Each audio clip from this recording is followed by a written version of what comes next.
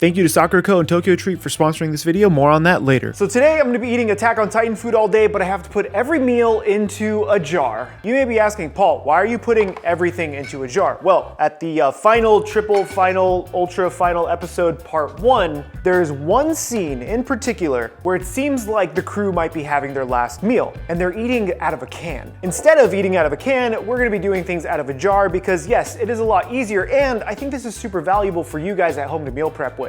But each of the meals that we're making is actually taken from a different episode. This episode in particular is actually from one of the festivals that the kids attended, you know, the Warriors. This is where a lot of the ideas are gonna be inspired from. For breakfast, I'm actually going to be making a bread pudding French toast. So first up is gonna be taking 3 slices of brioche bread and cutting it into nice chunks. Then into a nice bowl, I have like 2 ounces. This is just heavy cream here. My cats are fighting. Guys, we're trying to teach people how to cook food in jars. Then about 4 ounces worth of milk, 1 whole egg right into this mixture. This is gonna help solidify everything. Oh, there's definitely an eggshell in there. Yep. I'm also gonna be adding some maple syrup directly to this to sweeten it up just a little bit because of the way this thing is gonna be cooking. Whisk this up. I also wanna do just a pinch of salt. Always put a little pinch of salt. Now before I mix this together, I probably should get prepared. Yep, this is happening. Just got these in. Look at that, oh my God. Such food wars, much wow. So this is going to be my breakfast. I want to show you guys how I'm applying this. This is going to be really, really interesting because I don't even know how it's going to work. I have my 3 slices of toast in here. I'm going to drizzle in like half of this liquid. The reason why I'm not doing all of it is because I don't want it to be super, super wet. Otherwise it might not cook properly in the jar. It's gonna be a weird day. It's gonna be a weird day. You can see how it's already getting coated. It's gonna start saturating that bread. Now, jar, check this out. We're gonna layer it. You wanna see a power move? Chocolate chips. Just a little happy surprise down there. Another layer of your bread, chocolate chips, more bread, and just maybe, you know, a couple more chips on top. This is breakfast. Look at that. You can make like 3, 4 of these ahead of time. Maybe not too many, but now this needs to go in the water bath over there. For those of you who do not have one of these, you can also do this on the stove. So in 30, 40, 50 minutes, however long it might be, that French toast custardy thing should be done. You may be asking yourself, Paul, that seems like way too long, and it is. But you could throw that in the water while you're doing other stuff throughout the day and then come back and have breakfast. Now, while that's going, I'm also gonna prep lunch because lunch is gonna be really fun, a little weird, a little strange.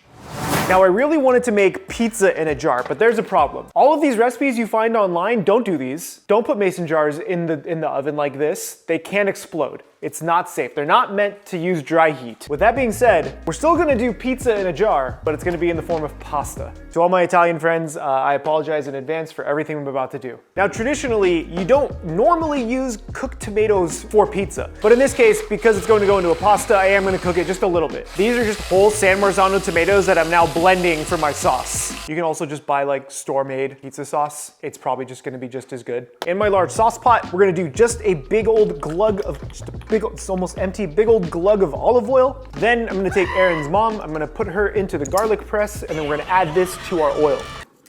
I'm also adding in some basil, but I'm gonna add basil in 2 different stages. One right now, because I wanna fry it up in some of the oil, and then we're gonna add some in later. Now there's a reason why I'm prepping lunch and getting breakfast ready. This all has to cool down before I can actually assemble it. After just about a minute, you're not going too long, I'm gonna add in all of this tomato. Whoop, whoop, whoop. And it's everywhere. This gives us time to casually clean up our station again. Now to not incur a terrible mess, I'm gonna move this over to the stove while it simmers for another like 15 minutes. Now the next step is to make the pasta because this also has to be cooked and cooled down. I'm probably gonna butcher the pronunciation on this, but it's fusilli, I think it is, that's what it is. This pasta, this one. You can also use something like regular elbow mac. You can use some penne, you can use some rigatoni. I figured this one was a nice compromise between the size and the shape. Dumping it into some salted water, and I'm gonna cook this over there for about 8 minutes, just until it's nice and al dente, not all the way cooked because we do have to cook it again. Now, since this is going to be a pizza pasta, we have to use pepperoni. But since we're not baking this, right, it is going into a jar. I sliced my pepperoni nice and thin. This is what my pepperoni actually looks like. I'm gonna be cooking this at a lower temperature to get it nice and crispy. And while everything's cooking, maybe you wanna check out my book, Annie Bites. This is a re-release version of Volume 1 and Volume 2 combined into one brand new manga cookbook. There's also some new recipes in the back here that really only take 15 to 20 minutes per recipe. I wanted to make sure you guys had that. If you guys wanna pick this up, it's available available right now on my website, where you can also pick it up with the headband as an exclusive bundle. 10% of all sales also go to the CHEFPK Scholarship, which is a scholarship I'm making to help culinary and art students pay for college. But pre-orders only go until the end of April, so make sure you reserve it right now. Head to the link down below, pick up your copy, and let's make some really weird Attack on Titan food. This smells so good. I gotta move this before the fire alarm goes off. While the pepperoni is cooking and that sauce is simmering, I'm gonna be draining this pasta water, and I have to put it over an ice bath. Remember, the biggest reason why we're cooling everything down is so this way we can assemble them and keep them in the fridge so we can eat these whenever we want. So I'm gonna let this sit right behind me while we cool down that pasta sauce. Pizza pasta sauce. A very quick way of cooling this stuff down is honestly just on a sheet tray. Because of the wider surface area, it's gonna let it cool down faster. I'm gonna let this cool down to room temp and then throw it in the fridge because this is really hot and I don't wanna put it in the fridge right away. The last thing we have is our pepperoni. You can hear it. Right, nice and crispy. We're gonna let this strain any additional liquid. We're just gonna let that hang out. Oh, crispy pepperoni. What's great though is by now, our breakfast is ready to eat. This took just about 45 minutes, maybe almost an hour. It smells fantastic. You know what it actually may have needed? Is like a little shot of rum or something in there. If you can have alcohol, that would be so freaking good. But like, look at that bite. That is gorgeous. Cheers, this is breakfast. It's so good, but it's basically dessert. It's actually not overly sweet, but this is 3 slices of bread in this jar. Damn, that's good. Not gonna lie, I probably shouldn't have eaten all of that because my stomach is like doing turns right now. That was a lot for me. It was delicious, but it was a lot. But now I actually have to get lunch prepped, so this way I can have it when I want it. So I'm gonna take some of my pasta, we're gonna fill it like that. Then place it into a bowl. Then take our now chilled out pasta pizza sauce. Place it right into here. We don't wanna add too much to this because since it is gonna go back into the sous vide, it can get really wet. Add in some of my fresh chopped basil. Remember how I said we're adding basil in 2 stages? This is stage 2. Then some freshly shredded mozzarella. This is low moisture mozzarella, just to again alleviate any of the potential liquid that'll be in there. Fresh cracked pepper, beautiful, just gorgeous. I'm gonna add just a pinch of salt as well. Give this a nice mix. That's good, okay. Oh, the pepperoni! Oh yes, that just upped it so much. Now we have the final pizza pasta in a jar. I'm gonna pack this in here. Maybe we add just a touch more cheese right on top. So this way when we open up the jar, the cheese is like melted. Oh, throw a lid on it. I'm gonna throw it in the fridge until I'm ready to eat it. I do have to make a second one for Rachel. Otherwise you won't find my body. Now that I have lunch ready, this is Rachel's jar. I have to make dinner, or at least prep it out. It's still early in the day, but because I have to cool things down, it makes sense to do it right now. And for dinner, we have to pay tribute to best girl, Sasha. So since Rachel was pretty hungry, I had thrown this one in about an hour ago. This is the pizza pasta. I want to have her opinion as to whether or not this actually tastes like pizza. You want to try the first bite? I want you to have the first bite. I attempted to make pizza pasta, whatever that means. Enjoy your lunch. Oh, it has a cheese pull? Look at that. It's not that hot. Does it taste like pepperoni pizza? Yes. Yes? Okay, I'll take that as a very tentative yes. Okay, I kind of want to try it now. With the pepperoni, it makes it taste Makes more it- like pizza. Okay, good. That's what I was going for. Oh, Oh, that's pretty good. yeah. That's a win. Win. That's a win. Now for Sasha. Now for Sasha, we are doing a cottage pie, of course, in a jar. This is paying homage to Best Girl, to the one who loves potatoes and meat. I'm peeling up some Yukon potatoes, and Yukons are really, really nice for making the mashed potato portion. Once potatoes are nice and peeled, I'm just dropping these into my water, and we're gonna boil these until they're nice and soft, like extremely soft. That's gonna probably take about 40 minutes. Now while the potatoes are cooking, we have to make the cottage pie, and I keep saying cottage because it's technically not a shepherd's because we're using beef. Shepherd's pie typically uses lamb, so we're not using lamb, we're using beef. Into my sauce pot, I have quite a bit of butter. This is like a 1/4 stick of butter. Once the butter is almost melted, this is when I'm going to add about 1/2 an onion that I have previously diced. This is just 1/2 white onion diced up. Throw that in there. I'm gonna cook these onions down just until they've softened just a little bit, not to where they're like fully cooked yet. After about a minute, our onions have kind of cooked along with all of that butter. This is when I'm gonna add 1 pound of ground beef. I'm gonna break this up as best as I can. I don't want too many big chunks of beef in here. I have this over a super high heat too because we're constantly adding things to it. So if the pan is too low on heat, it'll end up cooling down. I'm gonna season this with a hefty pinch of salt, and we're gonna also taste test this so we know if it needs more salt later. Now, before the beef is really starting to fully cook, I'm gonna add in a bunch of fresh thyme. This is probably about 1.5 tablespoons of fresh thyme and rosemary that I forgot to chop. This is about 1 tablespoon worth of rosemary too. At this stage, I'm gonna add in just about 1 to 2 tablespoons to start of flour. This is gonna help thicken up the pie later. You can see from just adding in some of that flour, how there's no more liquid at the bottom. That's kind of what I'm looking for. Now, a little more aromatics. We're gonna throw in some carrots. These are diced as well and peeled. Leave these out if you don't enjoy them. They're peas. I love peas in this. Give this a quick stir, make sure it's fully tossed, and then we're gonna add in 8 ounces worth of beef stock. I may actually need a little more beef stock. Let me grab some more. Black pepper, okay? I'm gonna turn this down to a simmer. We're gonna let this cook for probably close to 20 minutes. Now, while this is simmering on the stove and thickening up, we have to make one more component for that mashed potato. Well, my friends, this is a very unfortunate turn of events, but I have run out of butter for the mashed potatoes, so I'm gonna use beef tallow because you know, things happen. Into the world's cutest saucepan, I'm gonna add just about 4 ounces of heavy cream. I'm gonna do, I don't know, tablespoon, maybe? It's actually overly difficult to get out of here. Now, all I'm trying to do is melt down that now beef tallow in here instead of butter and not overly heat up the heavy cream because it can break.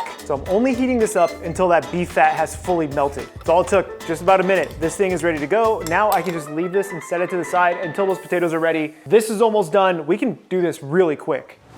This cottage pie has been reducing and simmering and thickening up for the past 30 minutes or so, but there's one last thing we have to do, and that, my friends, is adding in some really, really nice whiskey. Just smell, oh my God, you just immediately smell I have to cool this all down though. It's going right onto this sheet tray. Spread this out as evenly as possible. I'm gonna let this hang out at room temperature until it's cooled down enough to be able to put into those jars. Now, to finish off all of this prep, I need to make these mashed potatoes. I like to make sure that my mashed potatoes are fork tender, which just means you can penetrate them with a fork. That's perfect right there. See how it fell apart? Yes, good. I like to use a whisk to break this down so this way I can potentially get them nice and fluffy. Once the potatoes are down, this is what I'm going to add in about half of that cream and beef tallow mixture we made, just in case we don't need all of it. You can already see how nice and creamy these are. If I were to add all of it, it may have been too wet. Season this with a nice hefty amount of salt, cracked black pepper. You can also use white pepper if you don't want to see black pepper in here. It's also a different flavor, but I just prefer black pepper. Like that mashed potato right there, that's gorgeous. Look at that. I'm going to add 2 more spoons. And then this should be beautifully ready to go. But now we have to cool this down. I'm cooling this down in a very particular way. I'm trying to make sure it's thick enough, so this way I can add a nice chunk of it onto the top of that cottage pie when we're ready to plate up. All right, cool it down, and then we'll plate up. Now that the cottage pie and the mashed potato, I guess technically the filling, the beef filling, and the mashed potatoes are totally cold, we get to layer them in one of these bad boys like we've been doing all day. I'm gonna start by layering, oh my God, this got so thick. I'm gonna start by layering some of this beautiful beef in the bottom of this thing. Normally, when you buy a shepherd or a cottage pie, you have a pretty even layer of beef to potato. But because we're doing it this way, I don't think we can actually get it that even without layering it in the jar. So here's what we have to do.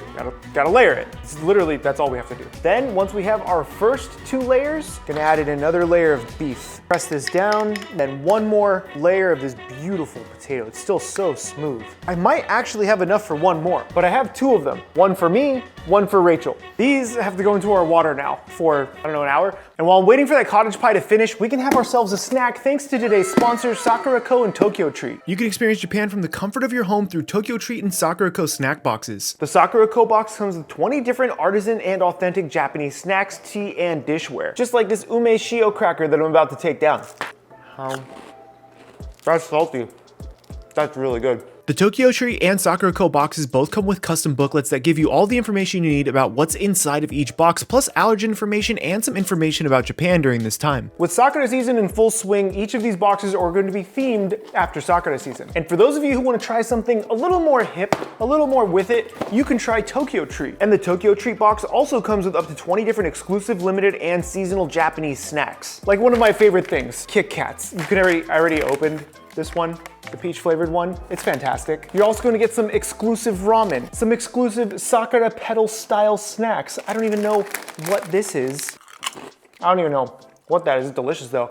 Celebrate Sakura season with one of the best ways possible by getting these delivered straight to your door by using the link down below and saving yourself $5. I'm going to spoil my appetite if I continue eating these.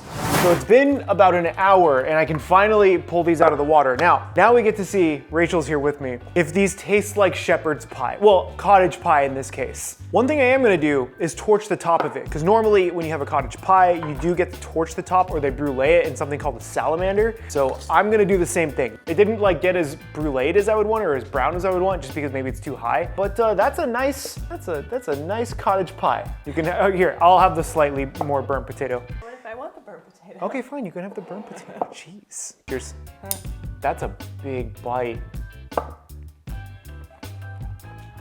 That tastes like cottage pie. Mm-hmm. That's spot on. That's good. I think maybe, except maybe a more brulee. Are you trying to figure out the whiskey? Which one is it? Like a Leuven? I don't know what the hell that even means. It's the 120 proof small bottle. And when you said whiskey, I was thinking scotch. Which I did say that it was technically whiskey because it's not made in Scotland, so it can't be scotch. What's also not made in Scotland is my book, Antibites. You can pre-order this at the link below. It's only available until the end of April for pre-orders. My name is CHEFPK, and remember, keep playing with your food. Oh, if you want to see me eat like Chainsaw Man for a day, click right over here, where her face is. You gotta run away, you gotta teleport out. You're the worst teleporter.